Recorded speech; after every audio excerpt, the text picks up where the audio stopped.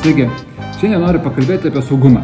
Saugumą kemperyje. Vienas iš dalykų, kas yra nesaugu kemperyje, yra dujos. Dujos, kurios yra pas jūsų balionė, nebūtų kokio nutekėjimo, kai važiuojat, kai miegat. Tiek dujos, kai jūs važiuojate Ispaniją, Italiją, jeigu sustojat labai nesaugioje vietoje, per naktį miegat ir ten gali ateiti koks nors piktas žmogus ir jums prileisti dujų, miego dujų. Tai jūs užmiegat, jie įeina į kemperį, apvogė, išeina. Jūs atsikeliat, biškai galvas skauda, ir be daiktų. Nėra labai maloni situacija. Ačiū Dievui, man neteko.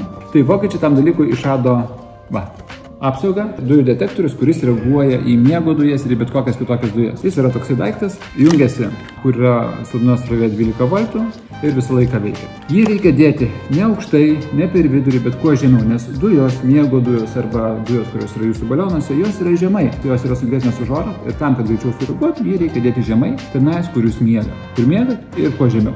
Ir, kai susideda tokį dalyką, būtinai, čia irgi komplektai yra, reikia užklijuoti ant durų tokius dalykus. Tai reiškia, kad atėjęs blogas žmogus, kad jūs turite tokį dalyką, jie jau supranta, kad pas jūs yra dujų detektoriai ir, apeina. Tai, puikiai prevencija visų pirma. Šitas daiktas kainuoja 125 eurus. Jeigu norėsit atvažiuokit, mes tikrai jų daug turim ir pas mūsų servisą galės iš karto jums ir sumontuoti. Tai ką?